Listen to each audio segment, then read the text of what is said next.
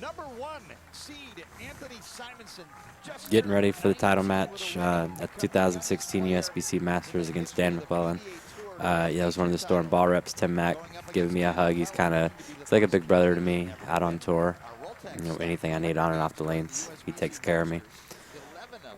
You know, I kind of had a mindset watching the original 2 matches, or the first couple matches, that the scoring pace was going to be a little higher, you know, with West Ball and 250, 250.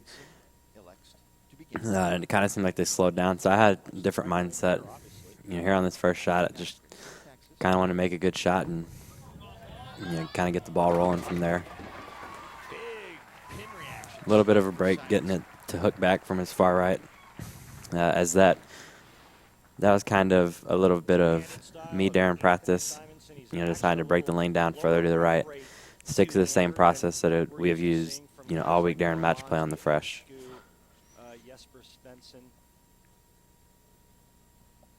Two great stories competing for this title. Dan MacLelland up first frame. Matches him with a late fall of the Yeah, him catching that hit early. Kind of, you always wonder when breaks like that happen, you know, which way it's going to fall. As has Anthony Simonsen. Here's a second look at the late fall of the 9. Nice pin action there, kicking that 9 out late. He's won singles gold medal in 2014 men's WBA World Championship in Abu Dhabi. Gold medals in Canada, the Pan Am Games in 2015. Touch wide, light 4. Yeah, having that particular shot not strike, I knew there was a little difference in the lanes. I had actually talked to Wes before we started the match. He said that the right lane seemed to be hooking a little bit more.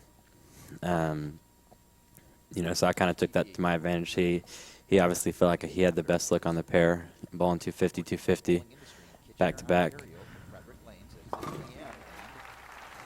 a title battle. On the other side of the coin, 19-year-old Anthony Simonsen won everything he could win as a junior player. Left high school to become in pursuit of a professional bowler, surmounting many obstacles along the way. I think that would have to probably be one of my best shots of this particular title match. Probably second best, and the signs that they had out were pretty nice. Couple Team Fish signs. And take a look at Anthony's arsenal. Optimus solid. You know, another great story about this young man is Funny thing about the ball that I chose for the show, it's actually not one of my favorites. It kind of just happened to be one of those deals where it matched up just right. Not as bad as the first shot. I kind of got away with it a little bit with little miss left. I wasn't expecting it to hook as much, which is I kind of think because of this particular shot being left, it's what forced the next shot to be further right. Becoming the rookie of the year in the Southwest region in 14. You know, at this particular point, got a triple to start, which is always nice. Just kind of trying to stick to the process. It's kind of the biggest thing.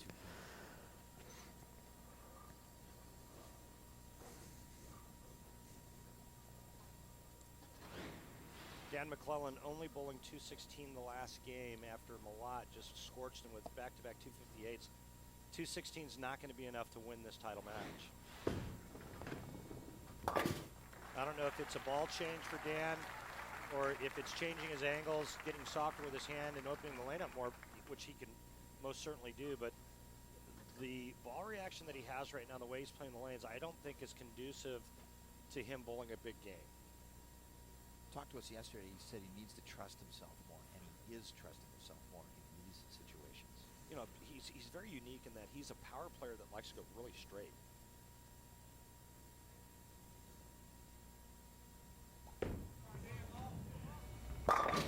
Good pitch, strike for MacLelland in the 4th. You hear him say it, he's talking to himself saying soft, soft. But maybe the way for his ball to react better is just by getting his speed down just a bit. But Dan having a little bit of fun with the crowd. I actually saw a few people on social media weren't too happy with that, but I honestly didn't even recognize he did it until I went back and watched the video myself. I think this particular shot, you know, being a little amped up, with him missing again, and amped up from kind of getting a break on the last shot.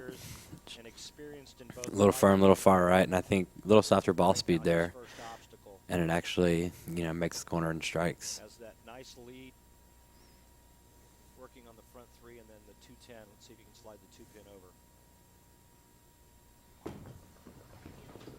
over. Turning away. I'm not really sure what my problem is, but I don't think I've made a 210 in a few months. And it definitely, that particular term, I hadn't been, anytime I 210, it was basically just 8-1. I couldn't. Tried a couple different ways to shoot at it, and there was really no other, you know, no other way but just for me to get 9 and going about the next shot. Bill O'Neill, Jesse Buss, 6-0 on the way to the title match. He's up by 7 pins, 5th frame. 7 pin the last ball strike for Simonsen. Kind of a little head shake as a frustration from the shot on the right lane, knowing that I felt like I had a really good ball reaction just with the way we broke them down, you know, in the particular shape that I had seen all week throughout the matches. So it's kind of a little frustrating to, you know, not only split, but to kind of give away the pocket, which was what I did really good all week, which is what I think helped me win as many matches as I did.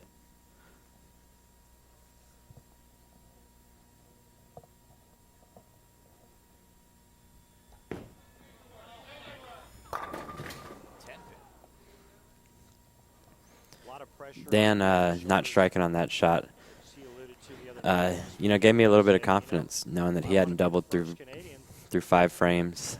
You know, I had a triple with a bad shot and then a strike right behind it. So, I started to get a little more confident, and I think that helped start loosening up the swing just a little bit. Considering what we saw from Wes Malott, is Dan MacLelland seeing something similar in terms of his ball reaction? I mean, I got to go with Wes Malott. If Wes Malott was playing the right lane to hook more, I got to believe the right lane's drier. He had the best ball reaction out of everyone today.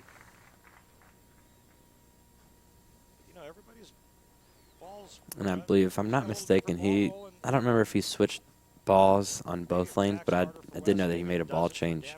And, you know, making a ball change in general is not easy to do. You always have the doubts, and then, you know, trying to do it for your first title. I think that played a little bit of part of my confidence boost, is knowing that he didn't have the best ball reaction. He didn't seem like he was too comfortable with it because he didn't know, you know, whether he could get his ball to go through the pins or not. After that heartbreaking loss, it all came down to that last shot. Were you in your head? Well, a little bit. I don't even put it on the last shot. I put it a shot in the 9th frame when I 2-8-10. That was the key shot in the match, in my opinion. I really feel like this was my tournament, and I kind of gave it away. Wes giving me that little piece of advice. I definitely think that helped because, you know, when it comes to a one-game title match, you have to read the pair as quick as possible. You get, you know, 8 shots before you start your match.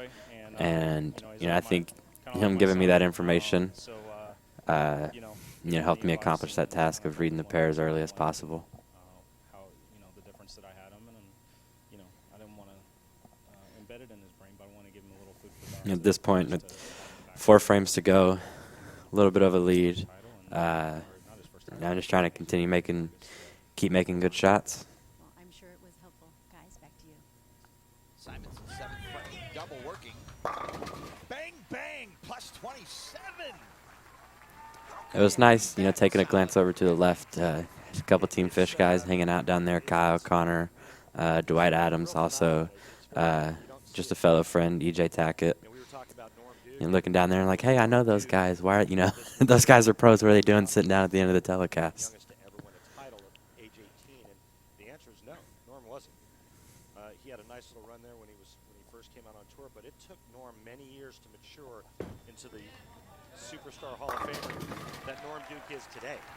Haven't heard the last from Dan MacLelland, striking the 7th, and he cuts the lead to 17.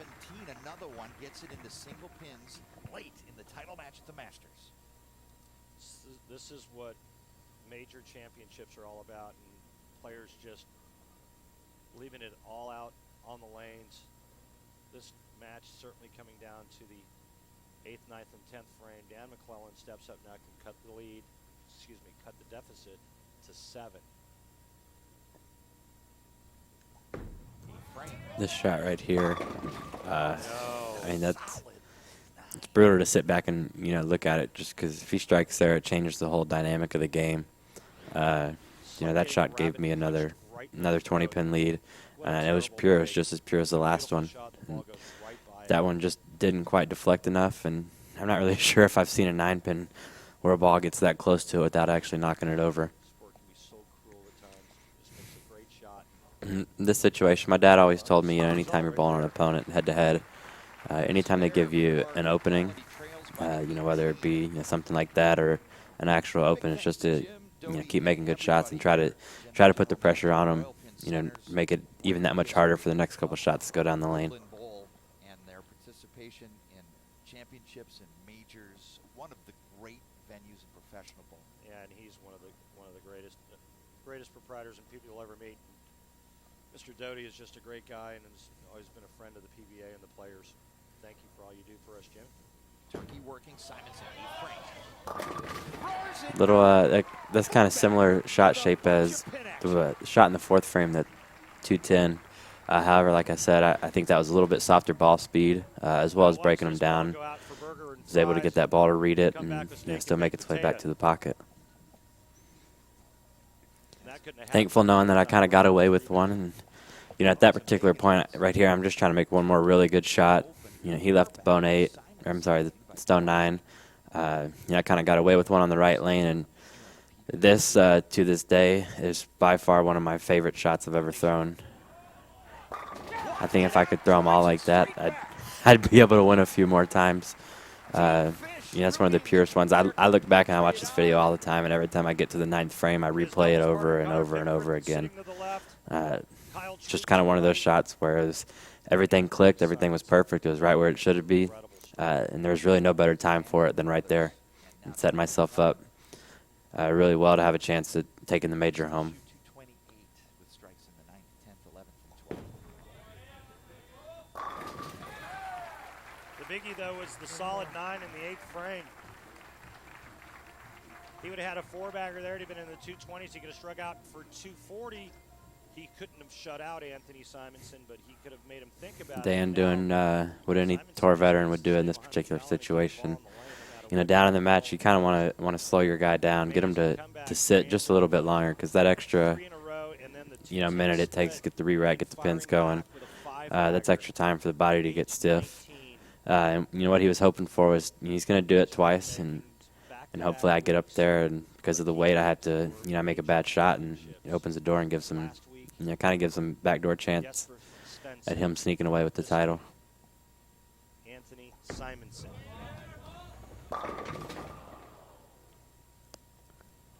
Well, MacLelland bowled nice today. He bowled real solid. And that's from a, you know, a competitor standpoint. Kind of, you know, happy that it worked out this way, but, you know, just sitting back as a fan and watching, you know, we both made what I feel like was, we both had, you know, 9 really good shots. I was fortunate enough, you know, to get one to hold and get one to hook. You know, and that right there is the 30-40 pin advantage that I ended up with.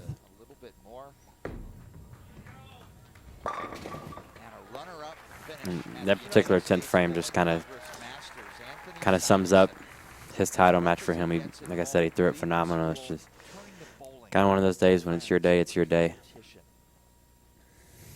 I think here is where it kind of really started to sit in, knowing that I really just had to throw it at the head pin. You know, it's going to be leaving a title holder.